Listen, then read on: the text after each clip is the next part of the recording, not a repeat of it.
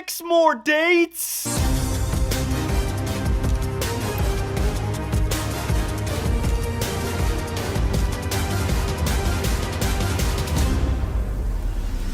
freaking Rollins, this is Bretto live on YouTube. Welcome to the Weekend Review, episode 323. We talk about Monday Night Raw, and we talk about SmackDown in a setup style. We're going to be starting this video off strong with Monday Night Raw from John Cena's college hometown? I guess John Cena played football as an offensive lineman in Springfield, Massachusetts. So they got his shirt right here, which I already freaking have, which is crazy. The 54, because I guess that was his jersey number. We got the shirt just in time for the video. We're going to be talking about Monday Night Raw. I set it up with WWE action figures. Halfway through the video, we're going to be talking about the Blue Brand SmackDowns. Let's talk about Monday Night Raw from Springfield. Opening up the show with John Cena's final appearance in Springfield. Now, don't get me wrong. A John Cena appearance is always great, but when nobody interrupts him and no really storytelling is told here, it's kind of sad. Yes, I understand this place, this arena has a lot of sentimental value to him, but at the same time, it's like, where's Brock? Why didn't Brock interrupt this? John Cena basically just said, I have 6 more dates, I'm here to stay, I'm never gonna give up, and I'm gonna beat the Beast at WrestlePalooza. It's like, where's Brock? But it's still always nice seeing John. Bayley is back! This is huge. Well, first of all, Lyra Valkyria went one-on-one with Roxanne Perez. Match was alright. Raquel Rodriguez would be kicked off a ringside, and literally Roxanne would have had this W in the bag if Raquel would have just jumped off the apron, but she didn't. Eventually, Lyra Valkyria would hit the night win, beating Roxanne Perez, but after the match, Raquel would come back out. It would be a 2-on-1 beatdown, and we saw the return of Bayley. Fights off the Judgment Day, and then starts hugging everybody in sight. She was hugging the commentators, Joe Test, Corey Graves, fans on ringside, the ring announcer. She was hugging everybody. The only thing she was missing was the OG Bayley music and the big ponytail. Later backstage, Bayley would be caught talking to herself in her locker room, and she kind of turned back into the role model Bayley, the heel Bayley. So she's definitely going to be playing an alter ego persona, and I am all for it. I love it. This is the most I've ever been intrigued with Bayley in a long time, and Lyra is 100% freaked out. The ending to this match was insane. Penta versus Kofi Kingston. You guys know how the New Day is trying to get the Mexican Destroyer banned? Well, that would be the ultimate finish to the match, because Penta wouldn't just do a regular Mexican Destroyer, he did a springboard, bouncing off the ropes to do a Mexican Destroyer on Kofi Kingston. Absolutely insane. We did have the Big G and Xavier Woods on ringside. It felt like a 3-on-1 handicap match. Felt good to see Penta pick up the victory, because he shouldn't have lost to Rusev last week. That was still stupid in my opinion. Later in the show, the AAA Campeon and the Intercontinental Champion Dominic Mysterio was getting interviewed, and his interview would be cut short because Penta would be attacked by the New Day backstage. The Viking Raiders were a little too late to the party. Penta was beat up pretty bad. And also, Dom, watch out for Rusev. It's definitely going to be Rusev Day. He's got his eyes set on the Intercontinental Championship. Becky Lynch and Seth Rollins going face-to-face with AJ Lee and CM Punk. Absolutely fantastic promo here, going back and forth. Seth Rollins questioning AJ Lee. If AJ Lee were to fail, would CM Punk leave her just like he did WWE all those years ago? Just a really cool promo. But Seth Rollins and Becky Lynch had a pretty masterful plan here. Lynch pretended to get mad at Seth Rollins after they had a little,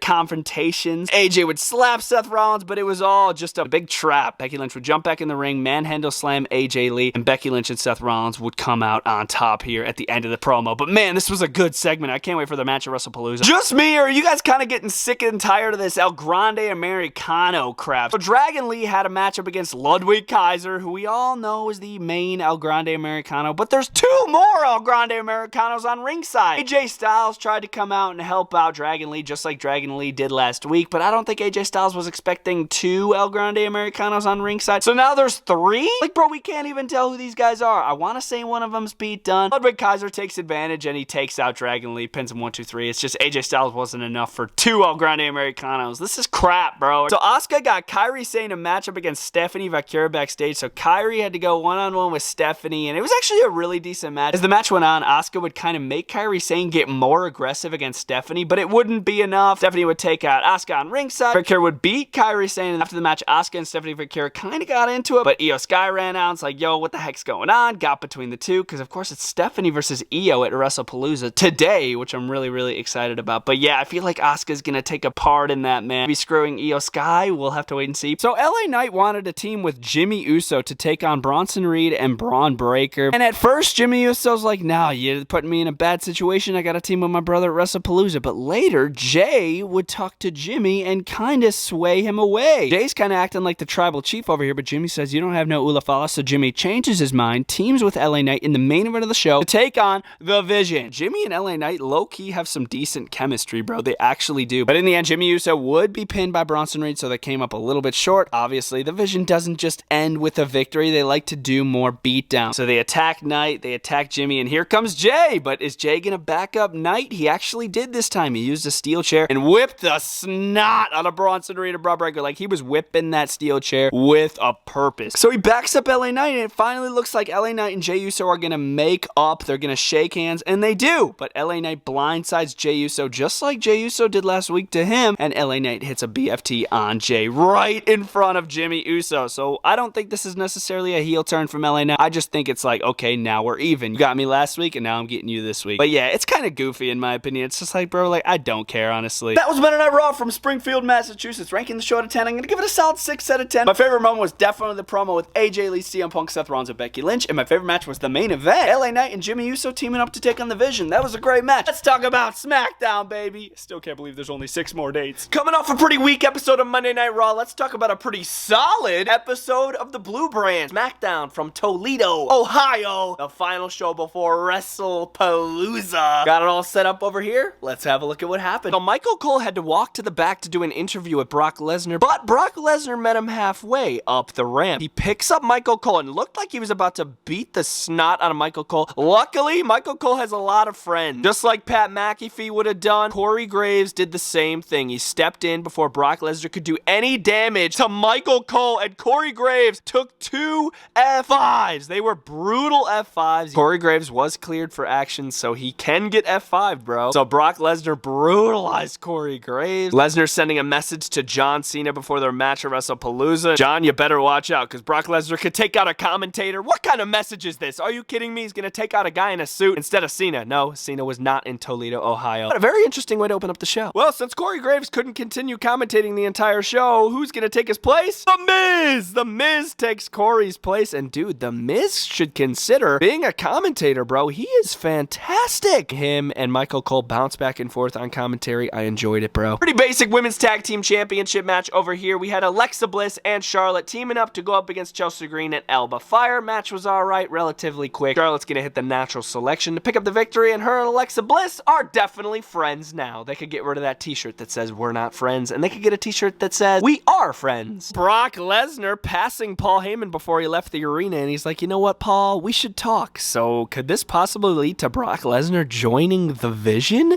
I have no clue where this could lead, but I like that little foreshadow there. So The Vision are special guests here on Friday Night SmackDown. Get into it with Fraxium, Axiom, and Nathan Frazier, and it leads to a match. Nick Aldis made a match one-on-one, and he shouldn't have, because Fraxium got killed. Braun Breaker with a wicked spear to Axiom. Bronson Reed hits the tsunami on Nathan Frazier and pins him 1-2-3. Nobody's kicking out of a 400-pound tsunami. I know I wouldn't. So The Vision pick up the victory. Little statement here on Monday Night Raw, but then after the match, Paul Heyman's going to start spewing some garbage out of his mouth like he likes to do. And then on the screen, Usos, who are already in Indianapolis. They were in the Gaten Bridge Fieldhouse where WrestlePalooza is going to be. So they were kind of just sending a message to The Vision. And dude, I hope the Usos win that match, bro. I really freaking do, man. Bro, what is going on with these Street Profits? They are still kind of beefing. Well, I mean, they partially made up here. BFAB's been trying her best to, you know, make amends here, and they kind of did, but then Bo Dallas is trying to get in the mind of Angelo Dawkins, I guess. He pulls him aside, and then Montez Ford walks back in the frame and grabs Bo Dallas. Here comes Rowan, who attacks from behind, so definitely some controversy still going on here between the Street Profits. I feel like the Wyatt Six is trying to recruit Angelo Dawkins a little bit. They kind of feel bad for him. This is very interesting. I'm curious where it's going to go, though. Can someone tell me what the point of this was? So Damian Priest was talking to Nick Aldis, and he kind of interrupted Kit Wilson and Nick Aldis talking, and he eventually would just send Kit Wilson through a wall. I was like, what was the point of this? This was so random. I guess Damian Priest still has his eyes set on Aleister Black. Nia Jax was having a 10 out of 10 promo. Oh my gosh, how dare you interrupt it, Tiffany Stratton? It was such a great promo, darn it. Tiffany comes out, and here comes Jade as well, and then a bunch of security kind of break it up. Jade's punching security guards left and right, and it leads to a match set up for next week. It's going to be a triple threat match for the Women's Championship. Nick Aldis set it up. I thought this match was happening at WrestlePalooza. I could have sworn they were selling t-shirts at the Superstore that had this triple threat match on it, but I guess they they moved it to SmackDown next Friday, so yeah, I guess it's not happening at WrestlePalooza, but it ought to be a good match. Tiffany ought to retain. These Sami Zayn US Open challenges don't feel like open challenges. Open challenges when you come out and say you want some, come get some, and a random person's music hits. They've been spoiling the opponents the week prior. It's like, bro, keep it a surprise. What is this? But Sami Zayn's opponent for the quote-unquote open challenge was Carmelo Hayes, who they announced last week. Match was good. I was expecting Miz to jump off commentary and try to help Melo, but he did not. But he was definitely disappointed after Carmelo Hayes got pinned by the Blue Thunder Bomb. Sami Zayn would retain the United States Championship. And I take nothing away from Carmelo, though. This was a fantastic match between these two. And I hope Sami starts doing these open challenges right. Calling somebody out, and then it's random. I hope. Hopping off the show with the contract signing. We all know how these end. It was between Drew McIntyre and Cody Rhodes for the Undisputed Championship match that's happened tonight at WrestlePalooza. Both men would sign the contract. Drew McIntyre calls Cody Rhodes a corporate champion. Cody Rhodes calls Drew McIntyre a keyboard warrior. And then it ends with Drew McIntyre delivering a Glasgow kiss to Cody Rhodes. And Drew McIntyre was trying to hold himself back. I give him credit because he doesn't want to spoil the match. He wants Cody at least at somewhat 100%, so then Cody has no excuses going into the match. So Drew McIntyre holds back from claymoring his head through the announce table like he did that one time, getting Cody Rhodes out for 5 weeks. Instead, he steps on his head on the concrete floor. Is that any better? I don't know. It sounds worse to me. The match is still going to be going down, WrestlePalooza, and I literally bet my entire channel to one of my subscribers